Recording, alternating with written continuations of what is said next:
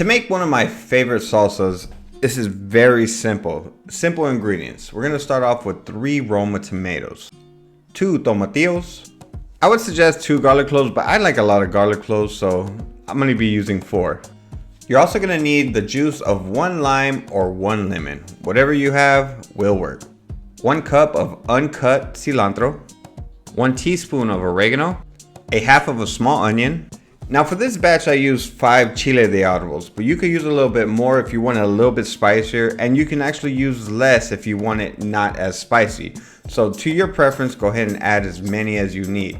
Then all we're gonna need is salt to taste, along with 1 cup of beef broth. Now I'm actually gonna be using this for some beef tacos. Now if you're gonna be using this for some other type of protein, go ahead and pair that up with the protein that you're gonna be using. This part is optional. If you want to toast your peppers to add a little toasty flavor into your salsa, go ahead and do so.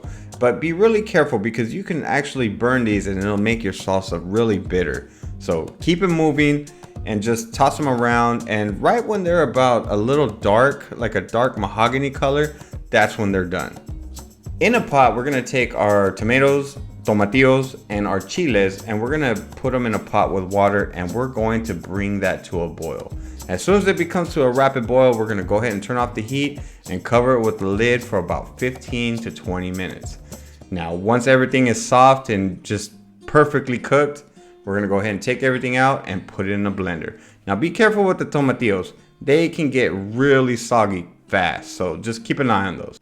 At this point, all we have to do is just add the remainder of our ingredients, and we're going to blend this really well. We're going to add a little bit of salt. I want to say about a teaspoon. But after you blend everything, go ahead and season with salt to taste. As always, I'll leave the link in the video description and in the comment section so that way you can go to my website, cookingwithkirby.com, to get the full printable recipe. If you feel it needs a little bit more salt at this point, go ahead and add just a little bit more salt to your taste. Now, this is a fantastic salsa. I'm gonna be using this for some tacos, and it came out wonderful. I hope you enjoy it, and I also have these videos right here. They're really good. You should try them out.